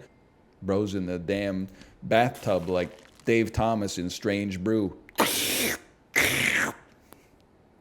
Hey, Anel, I feel like you would know this. What's the name of the dad in the movie It Takes Two starring the Olsen twins? Now, I'm going to tell you, I don't know who the dad is. I swear to you, I'm going to do this the honest way. I'm going to look up the movie It Takes Two, and I'm going to find a picture of the dad. I'm not going to look at his name, and then I'm going to see if I know his name from looking at his face. The cast came up. I scrolled right past it. Can I get a poster, please? I'm covering up the top of the poster. No, I can't tell you who that guy is. Tony Shalhoub? Is it Tony Shalhoub? It's not Tony Shalhoub. It's Steve Guttenberg. Steve Guttenberg. I never watched the Olsen twins movies, like, willfully. It was always, like, every Christmas. Just to give you a little taste of my familial dynamics. I am one of, like, 6 cousins. 4 of them are the same age as me, and they're all girls. And then one of them is, like, 6 years younger, and he's the only other boy. So Christmas at Grandma's house. What's the opposite of a sausage fest? Don't answer that. Anyway, they would always get like easy bake ovens and shit and the new VHS of the Olsen twins movie, and they'd be like, Ryan, come watch fucking It Takes Two, or like the Olsen twins are riding a horse in this one. It's called like, Horse Race or something like that. And I was, oh, fucking, here we go again. I'm out here trying to watch, Metropolis or some Fritz Lang shit from the 1920s. Yeah, I was based as a kid. Chicago's not coastal. Nolan Soft, we covered this hours ago. It was like 8 minutes ago. It's ancient history. I see you have premium Ohio internet. There's no need to insult them like that just because he He's a little bit behind the times. Doesn't mean he's from Ohio. Could also be from Idaho, Oklahoma, Arkansas, Kentucky, West Virginia, but not regular Virginia, North Carolina, South Carolina, Georgia, any of those states clumped up in the top right, Connecticut, Maine, etc., etc. Utah, that's a big one, Utah. You know what I was thinking this weekend? I bet I don't have a lot of viewers from Miami. I feel like my content, people sort of like, if you vibe with it, let me put it this way. When I was in Washington State, whenever I saw someone that looked like they were in my demo, I'd kind of hit them with a face. Kind of hit them with like a, yeah, it's me. I'm down here in Kirkland. I'm down here in Bellevue. I'm down here in Mill Creek. I'm near Shoreline. I'm at the Woodland Park Zoo. It's me. Yeah, you don't even have to ask. Then I was thinking about, like, I would feel the same in San Francisco, but not Los Angeles. Feel the same in Portland. I'd feel the same in the Twin Cities, I think, Minnesota, or Minneapolis, St. Paul. I feel the same in Milwaukee. I don't think I would feel the same in Miami at all. When I landed in Miami, I would be like, nobody here knows me. It's time to be completely anonymous. No adult that is willfully choosing to live in Miami has a personality that overlaps with liking the content that I produce on the internet. I think it's just I'm not making a value judgment on either one of those. I just think they're two completely disparate circles on a Venn diagram. If you go to Miami and you're like, this seems like a place where I would love to live the rest of my life, you probably would turn on my stream and be like, I don't get this at all. This guy sucks. First off, he's not wearing a white suit and sunglasses. He's not drinking a margarita that has a Corona tipped upside down into it. Dale to you as well, and live and let Dale. I've always said, I'm just saying, I don't think that I have much overlap with Miami. If I had to guess what major city in the United States has the least NL viewers per capita, Detroit. I said major city, okay? I think it would be Miami. I just have a feeling that people in Miami are not vibing with NL. Seattle is going to be up there, man. Vancouver's got to be like #1 per capita, because like I feel like if you ever watch a streamer and they talk about where you're from, you're like, this is my guy for life. Lots of people from Milwaukee as well. You know, I've decided to spew more Minnesota hate. Now knowing that so much of my demo is in Wisconsin, fuck Minnesota. Let's get it go. Fuck Minnesota. Fuck Minnesota. Hey, what the hell? Sorry, me and my boys in Milwaukee rolling deep saying fuck Minnesota. Hey, why don't you watch the Golden Gophers get their ass beat by, who did they lose to this weekend? Ohio State? Oh, fuck. I don't want to give them any respect either. Washington's kind of goated, though. Now, I say this, there's memery involved here, I guess is what I'm trying to say. Holy cow, I won a round. You ever think about how lucky Washington State has been with the businesses that have been founded in the state? Costco, Amazon, Microsoft, Boeing. They're running the whole fucking infrastructure of the United States of America. That's crazy. Luck isn't involved. Was the natural geography of Seattle that makes people want to like sell books digitally there? It doesn't even make any damn sense. Oh, it's because they have no state level income tax. That's also, listen, people from Washington, I do want to say, do you know that your roads are loud as fuck? It's literally like as soon as you cross the border, you can't have a conversation anymore. Like I'm yelling at my wife, just being like, how are you doing? And I'm yelling at my kid, you okay back there? As soon as you end up in British Columbia, it's not perfect. People are driving off the road, you know, exploding all the time, but it's like, it's bliss. Exploding? Yeah, these cars explode here, bro. Get over it. Why are the road lines invisible in Washington? I was telling Kate about that too. You know what but I did it the opposite way. In Vancouver, we always talk about how when it rains, which it does 250 days a year, at night, the road lines become invisible because city council didn't paint. They didn't approve reflective paint because it's bad for the fucking environment. You know what's bad for the environment? The environment of me? My ass dying in a car crash because it's raining the way it does 2/3 of the year. I can't see where the fucking lines on the road are. Anyway, so I was like, oh, it's so nice to be in Washington where they can use fucking nuclear paint to make the lines light up. Then it rained last night at night, and I was like, I can't see shit, bro. They'd use the same paint. They got bit by the same scam. Whoever was selling the environmentally friendly road paint that doesn't work in the rain, they got all the rainiest cities in North America hooked up to the same teat. Like, I get they want to make driving less hospitable. That makes perfect sense. That being said, I thought that they should like make the speed limit on the roads lower and then design the roads with like more things that make it so you don't feel like you should be driving fast because you think you're going to crash instead. They shouldn't just make the roads invisible. People that drive slow cause accidents, not people that drive fast. You've lost your mind. Both demographics cause accidents, but people who drive too fast definitely cause accidents.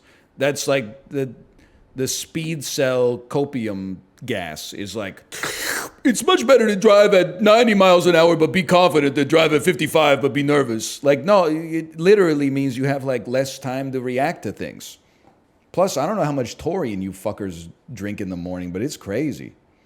People are angry as fuck on the road, and I'm like, bro, you're driving to Supreme Dumpling. Just relax a little bit. Like, this is not, you're not delivering, you know, the news that there's about to be an impending battle to the fucking leader of Athens in the year -400 BC, okay? You can take your time. The most irritating shit on the road, without a doubt, is the person who, I'm in the right lane, okay?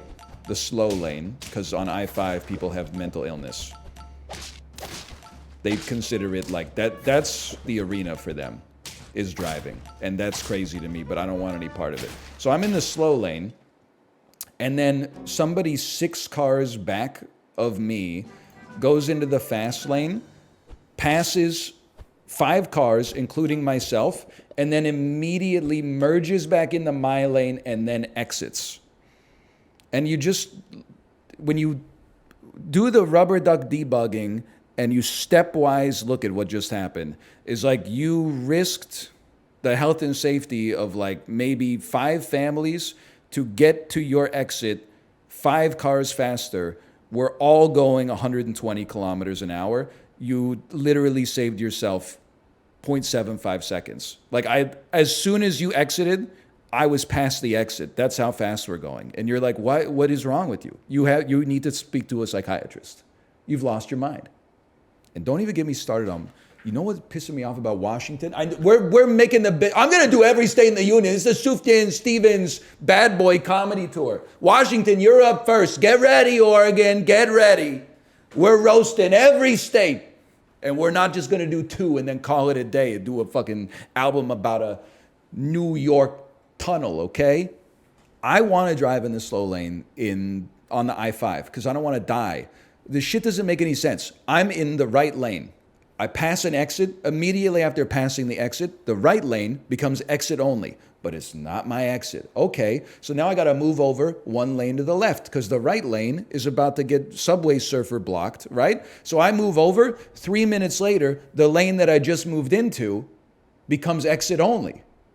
And I'm like, every 2 exits, they cut a lane out of the highway. I've been driving for 2 hours. There should be like -62 lanes on the freeway by now. How is this even possible? No matter, I move over to the middle lane becomes the right lane. They kill the right lane. I move over to the middle lane. I'm 1 lane away from the median.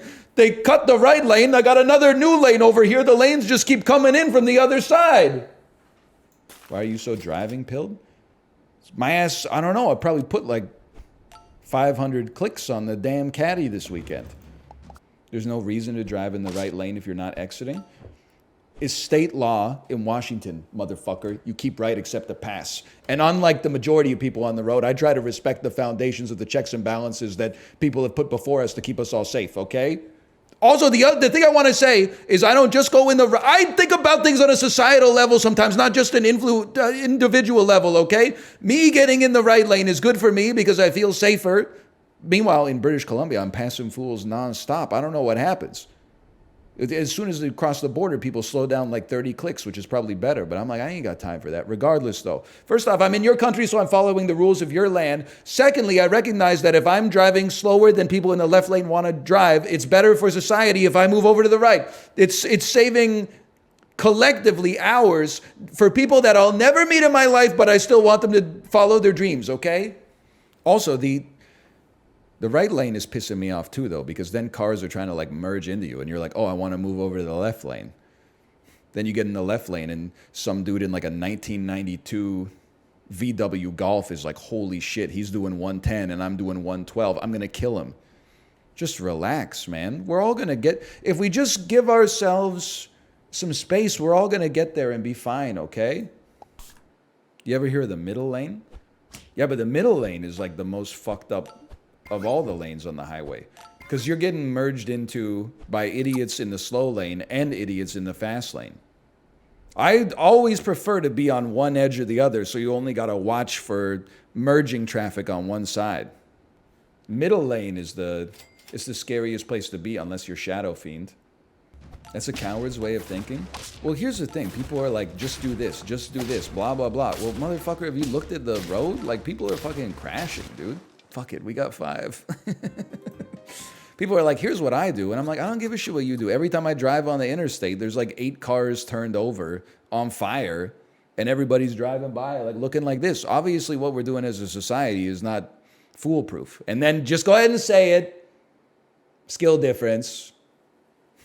That couldn't be me. Only bad drivers get in accidents. That's why they're called accidents. Vancouver doesn't even have freeways. Excuse me, little bro. You ever hear about the intersection of Oak and 70th at 5:15 p.m. on a weekday? Sheesh! It's insane that there's not more murder in Vancouver, because you can feel the collective blood pressure rise. By the way, you should know, in Vancouver, we don't really have advanced left turn lights. Every major arterial is 2 lanes, and the left lane gets clogged as fuck because you have to wait for the person at the front turning left to make it through on a green. But all the oncoming traffic coming straight comes through, there's no gaps, and then like 9 cars cheat on the yellow, so only 1 or 2 cars get to make it through on the red when they were supposed to be turning left on a green. It's like, I don't know why we as a city allow this to happen. You're right, we skipped it on the tech tree. Oak and 70th, when the 15 cars left through the red and get caught in the intersection. Oh, and everyone's looking. You know what's crazy to me? Other parts of the city, by the way, it's the worst Super Auto Pets content ever made, and I love it. Other parts of the city, if somebody makes a mistake and gets caught in the intersection, they get hit with the honk of shame for the entire duration. Honk, honk. Then, at Oak and 70th, Oak and Park, Oak and 49th, Oak and 41st. If people end up in the intersection, nobody even honks because they've seen it 1,000. They knew it was already going to, as soon as the white Tesla Model 3 pulled out into the intersection, I know the walk signal said there were still 15 seconds until the light was going to change. They're like, that fucker's not making it through. It's not going to happen. There's a dude 2 intersections up turning left. The traffic's in gridlock. You're not going to make it. Everyone just sits there and goes, yep, yeah, this is normal. It's normal for the light to turn green and for you to be the second person in line to go straight and not be able to make it through. This is normal. This is normal. I got to run for city council. I feel like if I'd be on city council, I could win 90% of the electorate just by saying I'm going to bring 8 protected left turn signals into Vancouver. I'm trying to think of where they would be. Definitely Oak and 70th would be close to the top of the list. I'm trying to think of where else you could use some. There's a lot. We could even just put 7 of them on Oak Street or Granville Street. Kingsway needs some too. The most dangerous time you're ever driving in Vancouver is when your ass is on Kingsway, everyone's going 80 kilometers an hour, and then the dude in front of you signals that he's going to turn left in 10 seconds. Everybody merges without looking at their blind spot at all. Holy. Anyway, what was I talking about? How about more than one lane moving east and west? Brother, come on. You got a couple of shitty roads that go east-west. What are you complaining about? You got fucking... Give me a second here. You got 16th. 16th that always gets fucking blocked off, and every second block has parking in the right lane, and then the next one doesn't, so everybody merges over, and then the next one they go, and you get the idea. 16th is like a half at best. Okay. What about 41st? I know what you're gonna say. You're gonna say, NL, that's not even Vancouver anymore. Like, don't even get me started on 70th. Once you end up in that 41st and below region, like, what do you even do? Just move to Richmond at that point. Okay, you got a good point. I forgot that Vancouver really is basically just from like 16th north for people who live 16th and north. It's tough. I gotta think. What else we got there? There's lots of roads, okay? They're all clogged, but there's lots of roads. South Van starts at 12th. That's fucking crazy, bro. 12th? 12th? South Van is where there's no more cool restaurants. And Mount Pleasant runs from like 8th to 16th. Come on. It's ridiculous. We've been on this turn for 20 minutes. I'm thinking. I've been crunching the numbers, okay? I just hate South Van. I know. Anytime I'm driving through it, I'm like, nobody lives here. Why is there so much traffic? It's like Richmond is full of skyscrapers. The northern part of Vancouver that's not North Vancouver is full of skyscrapers. Your ass in Marpole is just single-family homes and townhouses. I'm like, why the fuck are there 35 million cars here? It's insane. Anyway, sorry. So I know I lost a lot of people in that bit. I entered a fugue state temporarily. Like, where are you going, man? It's all Vancouver bits. You don't want to hear my San Diego bits. San Diego, third most walkable city in the United States. Hey, how do we get from our hotel to any restaurant? Oh, well, you gotta have a car. I saw my first dead body IRL in San Diego. There's so much there. What was the context of this? Secondarily, have you seen more since? Like, I've never seen a dead body IRL. No funerals? Oh, that's not what they meant, I think. Okay, I've been to funerals. That does not count, because that's not what a dead body looks like. That's like a mannequin. I'm an EMT. Okay, say no more. I mean that A, I understand, and also B, say no more, because I'm sure you got some stories. No, I didn't. People were like, didn't you dissect a cadaver in school? What the hell do you think we're doing in undergrad biology? Like experimenting on locusts and shit and fruit flies. We're using the fly nap to put the flies to sleep and then looking at them under a microscope and being like, look at that booty, that's a lady firefly for sure. We're not doing a autopsy or anything. My wife had to do a cadaver lab for psychology undergrad. What the hell? They trying to screen for like the next Hannibal Lecter? They just be eating the bodies for anything over there, huh? Up here, life's a little bit more precious. We treat it with some sanctity and decorum. They're giving psych majors the cadaver lab?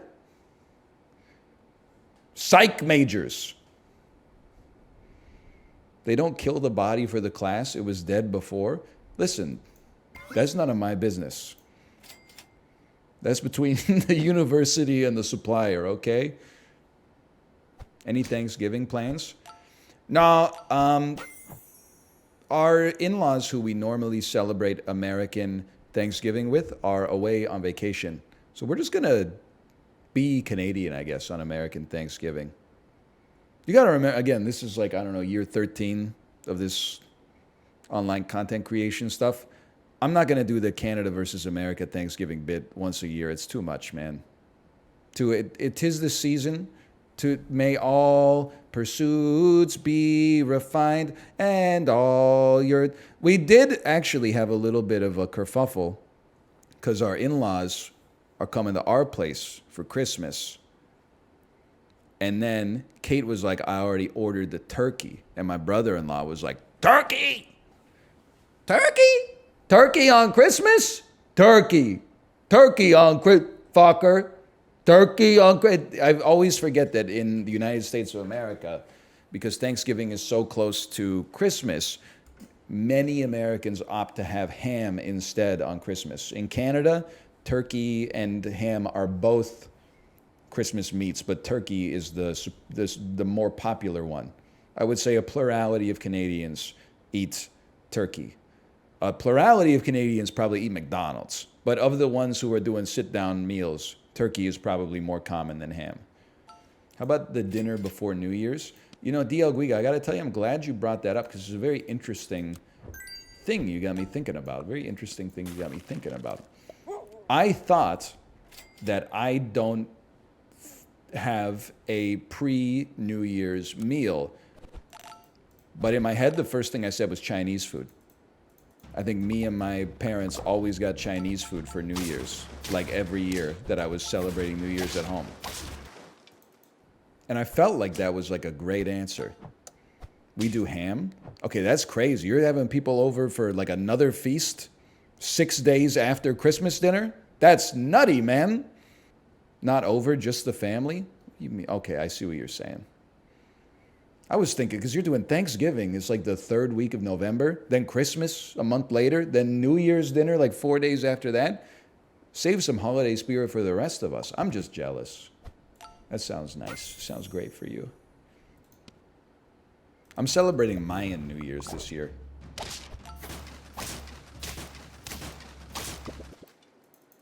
Anybody know when that is?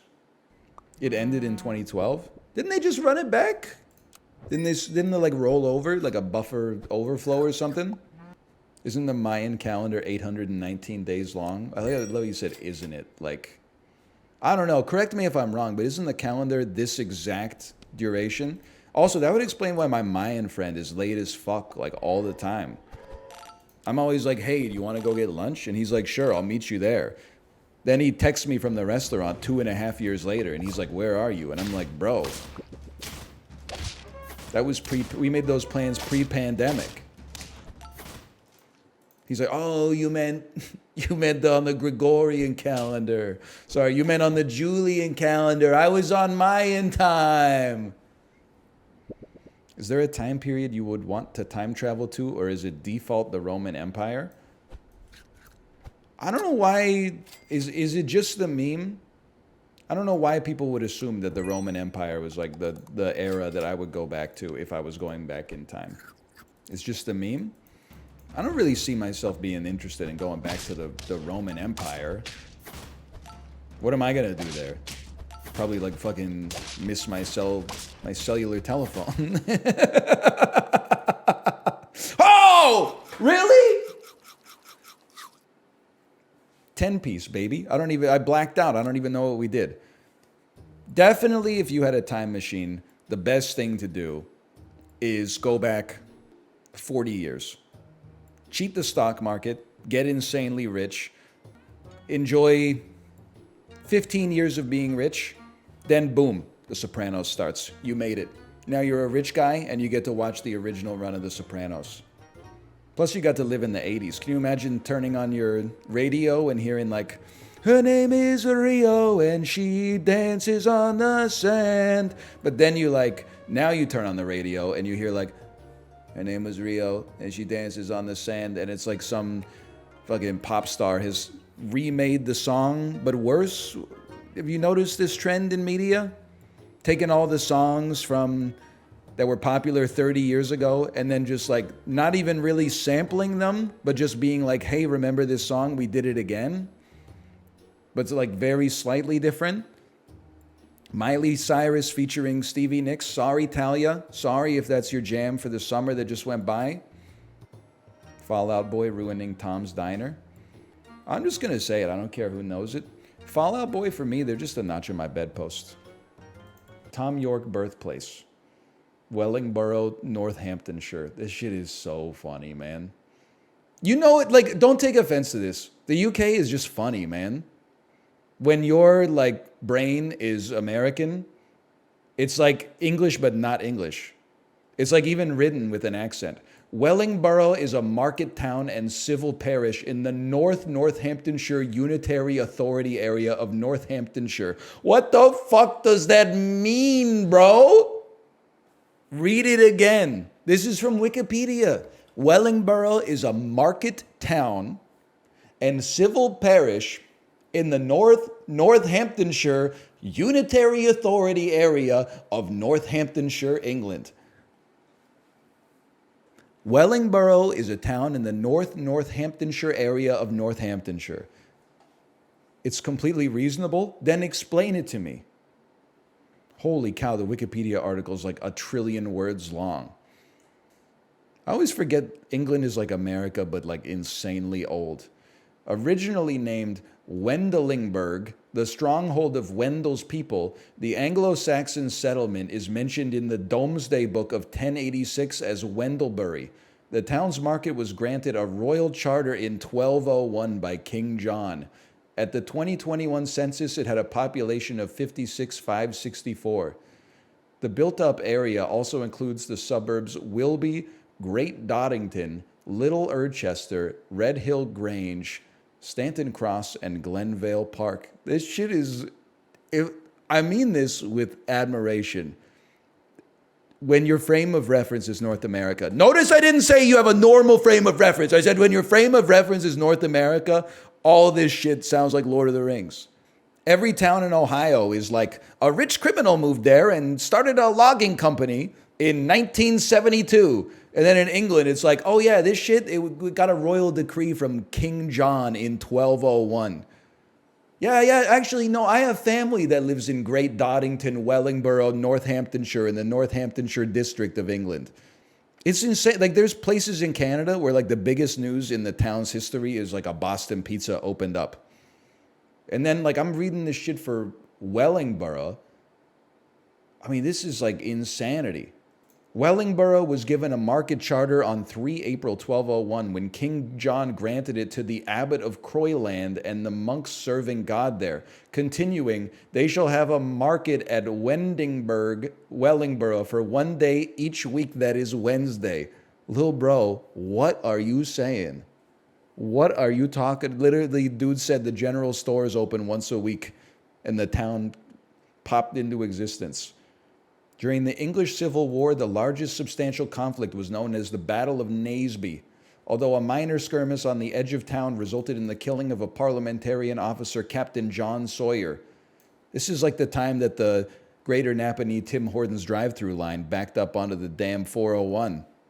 The A45 dual carriageway skirting to the south links the town with the A14 and M1.